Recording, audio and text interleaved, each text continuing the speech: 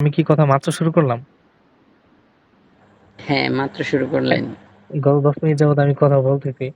স্ক্রিনের দিকে তাকায়া হঠাৎ করে কে যেন বলল যে কথা শুনতেছি না। আমি খেয়ালই করি নাই যে এই জিনিসটা মিউট হয়ে আছে। বুঝতে পারছো? এরকম হয় মাঝে মাঝে হয়। আগে একবার এরকম হইছে যে একটা ক্লাস আমি রেকর্ড করছি। লম্বা একটা ক্লাস, ১ ঘন্টার একটা ক্লাস রেকর্ড করছি। রেকর্ড করা শেষ। এখন দেখি যে আমার মাইক্রোফোন আমি অন করতেই ভুলে গেছি। পুরো জিনিসটা সিরিয়াসলি? আবার নতুন করে শুরু করতে হইছে। তো সেম জিনিসটা আজকে হইছে। আমি তো ১০ মিনিট যাবৎ বলতেছি।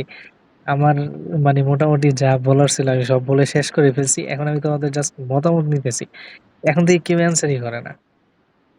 তারপরে ভালো করে তাকিয়ে দেখলাম মনে হয় মিউট হয়ে আছে। আমি তো মিউট করছিলাম। আচ্ছা যাই হোক আমি আবার কথা শুরু করি। শোনা যাচ্ছে না। আচ্ছা আমি আবার শুরু করি সেটা কথা হচ্ছে বন্ধ।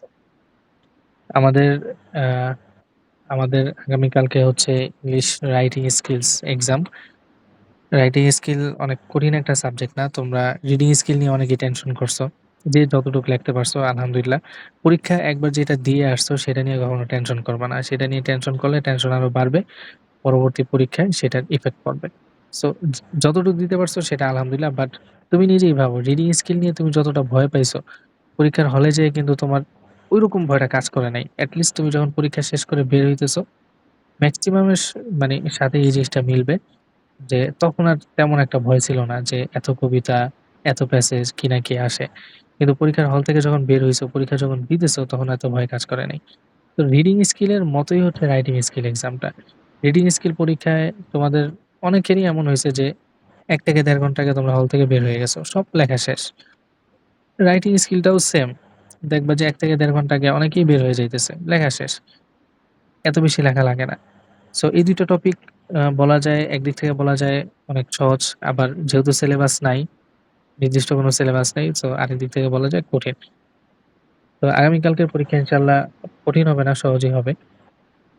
আমাদের রাইটিং স্কিলে মোট ১৩ টা টপিক আছে। বাট এই ১৩ টা টপিকের ১৩ টা টপিকই ইম্পোর্টেন্ট না। এর মধ্যে ৮ টা টপিক হচ্ছে মোস্ট ইম্পোর্টেন্ট। তো সেই ৮ টা টপিক কি দেখো। Application, report, press release, notice, memo, এসে, প্যারাগ্রাফ, লেটার। এই ৮ টা টপিক হচ্ছে মোস্ট ইম্পোর্টেন্ট।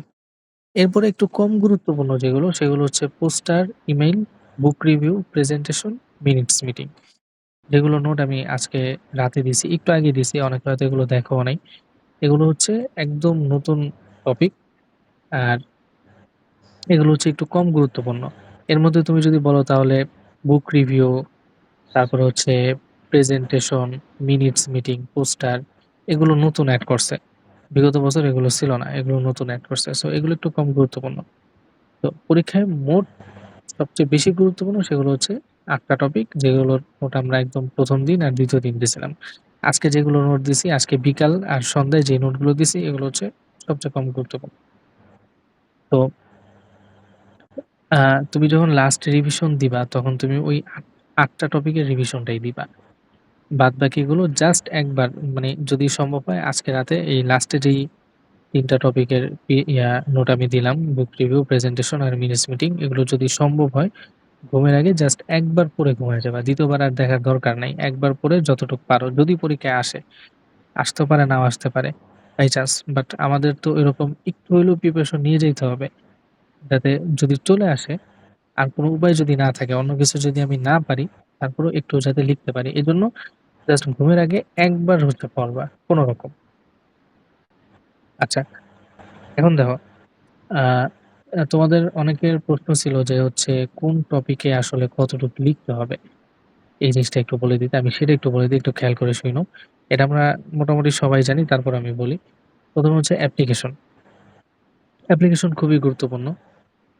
প্রায় প্রতি বছর এরকম এরকম কোন একটা বছর যায় নাই যে অ্যাপ্লিকেশন থেকে কোয়েশ্চেন আসে নাই। সো এবার ধারণা করা যায় যে অ্যাপ্লিকেশন থেকে আসবে। অ্যাপ্লিকেশনটা হচ্ছে মোস্ট ইম্পোর্টেন্ট। এখন অ্যাপ্লিকেশন দেখো ২ ধরনের হয়। নরমাল অ্যাপ্লিকেশন হয়, আবার কিছু অ্যাপ্লিকেশন হয় সিভি সহ।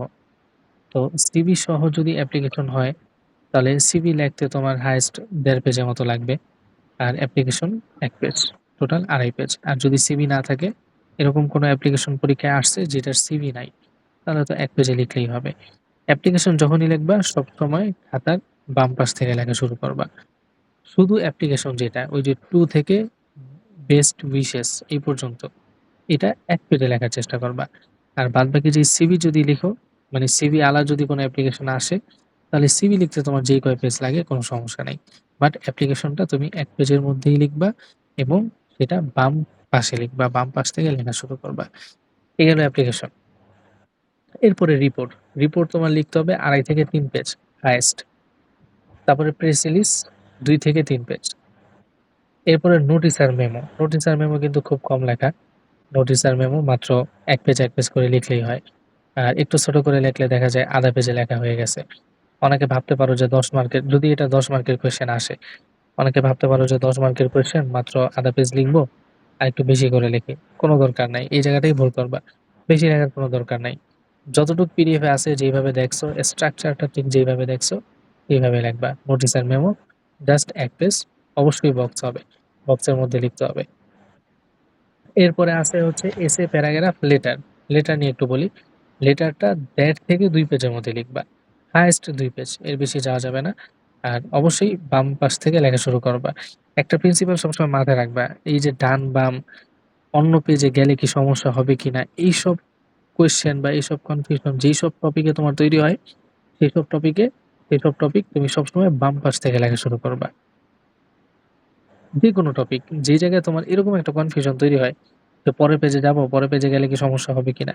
সেটাই তুমি বাম পাশ থেকে লেখা শুরু করবা। তাহলে দেখবা যে বাম পাশ থেকে লেখা শুরু করলে ডান পাশের কোনো একটা জায়গায় এসে হয়তো তোমার লেখা শেষ হবে। আচ্ছা, তাহলে অ্যাপ্লিকেশন বুঝলাম, report, press release, notice, memo, letter এই কয়টা বুঝলাম। বাকি আছে হচ্ছে এসে আর প্যারাগ্রাফ। তোমাদের এই রাইটিং স্কিলস এর যতগুলো টপিক আছে তার মধ্যে সবচেয়ে বেশি লেখা হচ্ছে এসেতে। সবচেয়ে বেশি লেখা। এসেতে এট লিস্ট তোমার ৪.৫ থেকে ৫ পেজ লিখতেই হবে। প্যারাগ্রাফ ২ থেকে ২.৫ পেজ। এর বেশি লেখা যাবে না। প্যারাগ্রাফ এর বেশি ভুলেও লেখা যাবে না। সর্বোচ্চ ২.৫ পেজ। কিন্তু এসে অন্তত তোমাকে ৪.৫ থেকে ৫ পেজ লিখতে হবে। এখন দেখো পরীক্ষায় তুমি যদি এসেটা স্কিপ করতে পারো কোনোভাবে, মনে করো এসেও আসছে, প্যারাগ্রাফও আসছে, তখন তুমি চোখ বন্ধ করে এসেটা স্কিপ করে দিবা। কারণ বেশি লিখতে হবে। বেশি লিখতে গেলে তোমার বানান ভুল বেশি হবে। ভুল যদি বেশি হয় তাহলে তোমার মার্কটাও বেশি কাটবে। সো এসেটা স্কিপ করার চেষ্টা করবা। আর যদি এরকম হয় প্রশ্ন এইভাবে আসছে যে এসে সম্পর্কে তোমার মোটামুটি ধারণা আছে, তুমি চাইলে একটু হলেও বানায় লিখতে পারবা। আর যদি ছাড়ো তাহলে একটা প্রশ্নই ছাড়া হয়ে যায় ফুল। তাহলে তো এসে লিখতে হবে, কিছু করার নাই।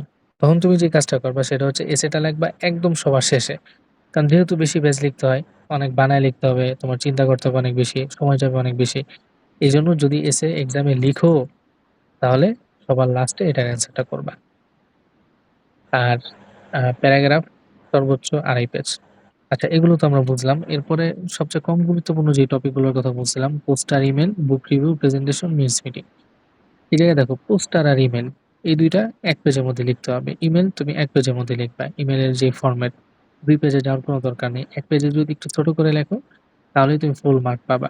কিছু টপিক আছে যেই টপিকে হচ্ছে তুমি কি লিখতেছো এইটা দেখার থেকে আসলে স্ট্রাকচার তুমি বুঝতেছো কিনা এটা বেশি ম্যাটার করে। তার মধ্যে ইমেইল একটা।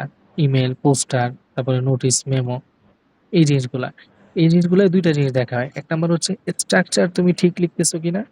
দ্বিতীয়ত হচ্ছে কত কম কথায় তুমি পুরো জিনিসটা ফুটিয়ে তুলতে পারতেছো। তো এই জায়গায় যদি পাকনামি করে বেশি লেখো তাহলে ঝামেলা হয়ে যাবে। কম জায়গায় কম লিখতে হবে। মার্ক যত বেশি থাকুক। আচ্ছা, পোস্টার, ইমেইল ১ পেজ করে লিখবা। বুক রিভিউ ২ থেকে ২.৫ পেজ। আর প্রেজেন্টেশন, মিডস মিটিং এগুলো ১ থেকে ১.৫ পেজ।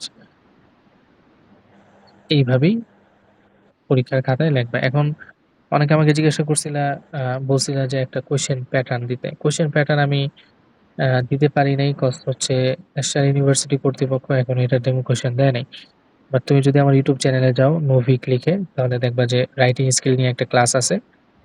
একটা গাইডলাইন ক্লাস আছে। সেখানে সেই ক্লাসের একদম লাস্টের দিক দিয়ে হচ্ছে একটা ডেমো কোয়েশ্চেন দেখানো হইছে।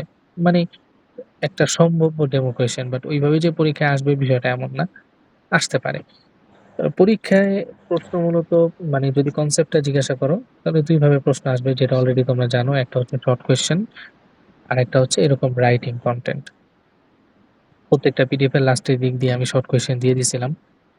আর রাইটিং কনটেন্ট ও দিছি। পিডিএফ এ যা দিছি এটাই সাজেশন। এর থেকে কম পড়ে যাবা আর মানে পড়ে যেয়ে আসলে কনফিডেন্স তোমার ভালো থাকবে এটা সম্ভব না। এর থেকে বেশি কমানো যায় না কোনোভাবেই। তো এজন্য আমি পিডিএফ এ যা দিছি আ আগামীকালকে বা আজকে রাতে দ্রুত ঘুমায় যাও। চেষ্টা করবা সবাই আগামীকাল ৩টা ৩:৩০ এরকম সময় বা ৪টার দিকে উঠতে। ৪টা না ৩:৩০ দিকে উঠার চেষ্টা করবা। যারা মুসলিম ধর্মাবলম্বী আছো তারা তাহাজ্জুদ নামাজ পড়ে আল্লাহর কাছে দোয়া করবা। এরপরে লাস্ট একটা রিভিশন দিবা। ১ম এ একটা পিডিএফ ধরবা, শেষ করবা, পিডিএফ ধরবা, শেষ করবা। ১ম এ শুরু করবা অ্যাপ্লিকেশন। একদম ঠিক যেইভাবে আমি বলতেছি এইভাবে সিরিয়ালটা মেইনটেইন করবা। অ্যাপ্লিকেশন, রিপোর্ট, প্রেস রিলিজ, তারপরে নোটিশ, মেমো, এরপরে লেটার এবং সর্বশেষে প্যারাগ্রাফ, তারপরে এসে। এভাবে লাস্ট একটা রিভিশন দিবা। আমি তাহাজ্জুদ নামাজের কথা কেন বললাম? কারণ আ আমার জীবনে এরকম অনেক হয়েছে যে অনেক আ প্রস্তুতি আমার ভালো ছিল না। বাট এইভাবে আমল করে আমি মানে জাস্ট ২ থেকে ৩ দিন পড়াশোনা করছি। একদম ১০০% প্রিপারেশন হয়ে গেছে। আর পরীক্ষায় যাওয়ার আগে তো অবশ্যই আমাদের এটা উচিত আমার আরো আগে বলা উচিত ছিল। আমি বলতে এটা লেট করছি। আমি যেই কাজটা করতাম সবসময় প্রতি পরীক্ষার আগে সারা বছর নামাজ পড়ি আর না পড়ি, এরকমও হয় অনেক সময় যে জুমার নামাজ যেটা সেটাও হয়তো পড়া হয় না। এমনও হয়েছে অনেক সময়। বাট পরীক্ষার সময় তো তুমি পড়লা, ভালো করলা। মানে সারাদিন পড়লা। বাট তোমার তো একজন সৃষ্টিকর্তা আছে। তুমি যেই ধর্মাবলম্বীই হও না কেন, একজন না একজন সৃষ্টিকর্তা আছে তোমার। এটা মানতে হবে। পৃথিবীতে যেহেতু আছো এটা মানতে হবে।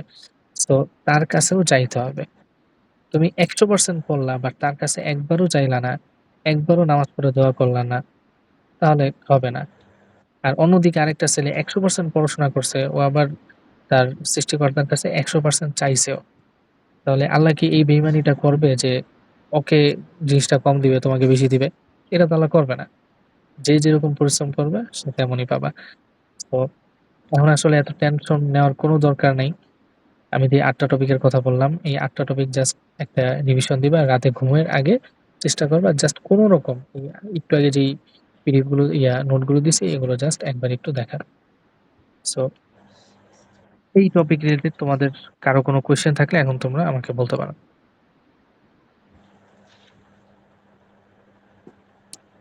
যদি কারো কোনো কোয়েশ্চেন থাকে। আচ্ছা, কোনটা কত পেজ আরেকবার একটু বললে ভালো হইতো। আচ্ছা কোনটা কত পেজ আরেকবার আচ্ছা ভালো করে শোনো। ১ম এ অ্যাপ্লিকেশন এটা আসলে এক্সাক্ট কোনো পেজ নাই। অ্যাপ্লিকেশন ১ পেজে লিখতে হবে। যদি সিভি থাকে, সিভি লিখতে যে কয় পেজ লাগে, ১.৫ পেজ লাগতে পারে, ২ পেজ লাগতে পারে, যতটুক লাগে। বাট মেইন যে অ্যাপ্লিকেশনটা এটা ১ পেজের মধ্যে লিখবা। এরপরে রিপোর্ট ২.৫ থেকে ৩ পেজ, প্রেস রিলিজ ২ থেকে ৩ পেজ। আর ১ পেজ কোনগুলা সেগুলো হচ্ছে notice, memo, poster, email. Notice, memo, poster, email. এই কয়টা টপিক হচ্ছে জাস্ট ১ পেজে লেখা শেষ করবা। লেটার ১.৫ থেকে ২ পেজ। আর প্যারাগ্রাফ আর এসে তো বললামই, এসে সবচেয়ে বেশি ৪.৫ থেকে ৫ পেজ লিখতে হবে। আর প্যারাগ্রাফ ২ থেকে ২.৫ পেজ। এই একটু লেখা। এই সর্বোচ্চ ৩ পেজ, ২.৫ পেজ, ৩ পেজ এরকম। আচ্ছা ভাইয়া, ওই গুলো থাকে কিছু হ্যাঁ? শর্ট কোশ্চেন গুলোর কি আমাকে কিছু সাজেশন দেওয়া হবে? আমি একটু আগেই কথা বলছিলাম যে শর্ট কোয়েশ্চেন বলো, রাইটিং কনটেন্ট বলো, আ এর থেকে আসলে কমানো যায় না। এর থেকে আমি যদি কমাই তুমি সেটাই পড়লা একটা ভরসা নিয়ে গেলা বাট দেখলা যে এক্সামে আসে না। আমি তোমাদের যে কয়টা শর্ট কোয়েশ্চেন দিছি, প্রত্যেকটা শর্ট কোয়েশ্চেন কোনো না কোনো সময় বোর্ড পরীক্ষায় আসছে।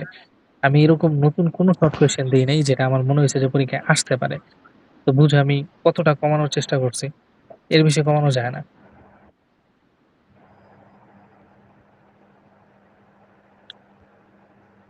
আচ্ছা আর কারো কোনো প্রশ্ন?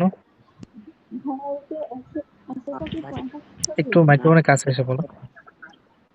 কোন জায়গায় দিয়েছেন আমি আসলে খুঁজে পাচ্ছি না। আমি নোটিশের মধ্যে তো মানে আপনি ওই ওই যে পিডিএফ দিছিলেন না, রিপোর্ট মেমো প্রেস রিলিজ, ওই থেকে তো আমি দেখতাছি না। তুমি দেখতেছো না? কি বলো? প্রতিটা পিডিএফ এই এটা দেওয়া আরেকবার আছে। যদি ভালো হতো। মানে আরেকবার তো দেওয়ার কিছু নাই। সেম পিডিএফই। ওই পিডিএফই দেওয়া আছে। পিডিএফটা কি তুমি A to Z দেখছিলা? শেষ পর্যন্ত গেছিলা? আমি তো আসলে ওইভাবে দেখি না, যেমন এই আপনার সাপোজ এর কথাই বলি, যেমন রিপোর্টটা আমি এই জায়গা দিয়ে দেখি না। ওই যে আমার মানে আপনি যখন আর কি ভিডিও গুলো দিচ্ছিলেন, তখন যেটা সাথে দিয়েছিলেন রাইটিং প্যাটার্ন, ওই ওই জায়গা দিয়ে দেখে ফেলাইছি। এগুলোর মধ্যে কি কোনো চেঞ্জ করছেন নাকি আগেরটাই পিডিএফ? না, না, তেমন তেমন চেঞ্জ হয় নাই তো। শুধু হচ্ছে প্যারাগ্রাফ আর এসে এই ২ টা জায়গায় চেঞ্জ হয়েছিল। বাদবাকি যে টপিক সেই টপিকের রাইটিং কনটেন্ট শেষ, তারপরে হচ্ছে শর্ট কোয়েশ্চেন শুরু। একটা পিডিএফ এর মধ্যেই। এইভাবেই আছে। এখানে হয়তো অনেকে পেইড ব্যাচ স্টুডেন্ট আছো। পেইড ব্যাচে তোমাদের আগে যে পিডিএফ গুলো দিছিলাম সেই জায়গায় যাও। পিডিএফ ওপেন করো। একদম লাস্টে যাও, দেখবা যে শর্ট কোয়েশ্চেন গুলো আছে। ভাইয়া কিছু মনে করেন না, আরেকবার তাহলে একটু শুধু ওইটা একটু যদি দিতেন শর্ট কোশ্চেন গুলো, তাহলে আমার জন্য একটু ভালো হতো। আমি আসলে খুঁজে পাচ্ছি না। আমি তোমাকে আরেকবার দেখাই দিতে পারি যে শর্ট কোয়েশ্চেন আসলে কোন জায়গায় তুমি পাইতেছো না। বাট নতুন করে দেওয়ার কিছু নাই। তুমি আমাকে ইনবক্সে নক করে আমি তোমাকে দেখাই দিব না কোথায় আছে। বাট এই জিনিসটা তুমি পাইতেছো না কেন আমি এটাই বুঝলাম না। সেম পিডিএফ, রাইটিং কনটেন্ট শেষ হইছে, শর্ট কোয়েশ্চেন শুরু হইছে। আচ্ছা তুমি আমার পিডিএফ এও সব কোশ্চেন নেই। তুমি কোন পিডিএফ পড়তেছো? প্রথমে আপনার একটা পিডিএফ দিয়েছিলেন, একদম একটা লিংক শুরুতে, দিয়েছিলেন ওটা থেকে। একদম শুরুতে হ্যাঁ, একদম। একদম শুরু। তাহলে তুমি এতদিন আমার গ্রুপে আছো, এই জিনিসগুলা দেখবা না? তোমাদের মাঝে কত কিছু চেঞ্জ হইলো, কোয়েশ্চেন প্যাটার্ন চেঞ্জ হইলো, কত ভূমিকম্প হইলো তোমাদের। কিছু কিছু তো চেঞ্জ হয়েছে। মেইন টপিক ঠিক আছে, তুমি যা পড়ছো সেটাই ঠিক আছে, বাট শর্ট কোয়েশ্চেন গুলো হয়তো তোমার কোনোভাবে পড়া হয় নাই। বাদ বাকি সব ঠিক আছে। আমি আচ্ছা তো ভাই। আসলে পেইড বেসে আছি। আমি জাস্ট আপনার ওই যে আহ, ধরেন English writing skill all class link, আমি তো জাস্ট এই ক্লাসগুলো আর কি সবগুলো করে আর কি এগুলাই ক্লাস করছি, বাট আমি তো ক্লাসে তো তোমাকে মেইন দেখানো হয়েছে তোমার কিভাবে লিখতে হবে। বাট শর্ট কোয়েশ্চেন তো হচ্ছে ক্লাসে পড়ানোর জিনিস না, এটা তো নিজে পড়ার জিনিস। এটা তো পিডিএফ এ দেওয়া আছে। তুমি যদি পেইড ব্যাচে থাকো তাহলে তো পেইড ব্যাচে আমি যে পিডিএফ গুলো দিচ্ছিলাম প্রত্যেকটা পিডিএফ এ এই শর্ট কোয়েশ্চেন আছে। তুমি যে ও লিংকের আচ্ছা, কথা বল, বুঝতে পারছি ভাইয়া। হ্যাঁ, হ্যাঁ, তুমি যে লিংকের কথা হ্যাঁ, বলছো ছোট সেটা ছোট হচ্ছে ফ্রি লিংক ছিল, অনেক আগের লিংক ছিল। এটা অনেক আগের আমি লিংক। বলতেছি আচ্ছা তুমি যে ইনবক্সে নক করে আমি ভার্সিটি। দেখিয়ে দিব না। আচ্ছা আর আর কারো কোনো কোয়েশ্চেন আছে? আচ্ছা ভাই, এই যে নোটিশ আর মেমো, এটাতে কি বক্স দেওয়া লাগবে? হ্যাঁ, নোটিস আর মেমো বক্স দেওয়া লাগবে। এটা আমি বলতে বলতে ক্লান্ত হয়ে গেছি। কবে যেন একজন আমাকে জিজ্ঞাসা করতেছে যে ভাইয়া নোটিস না মেমো কোনটার কথা যেন বলছে, যে এটাকে কি বক্স দেওয়া লাগবে? আমি বলছি হ্যাঁ দেওয়া লাগবে। তারপর আবার বলতেছে না দিলে কি ভুল হবে? এটা মানে সেকেন্ড এই প্রশ্ন করার কোনো দরকার আছে? না দিলে কি ভুল হবে? আমি বলছি দিতে, তার মানে নিয়ম হইছে দেওয়া। তোমাদের অবস্থা হচ্ছে এরকম যে একটা কথা অনেকবার বলতে হয়। এরপরও মানে কেন জানি ভরসা পাও না। যে আসলেই দিতে হবে, আসলেই দিতে হবে। নোটিস, মেমো, পোস্টার এই ৩ টা জায়গায় বক্স লাগবে। এরপরে আর কারো কোনো কোয়েশ্চেন?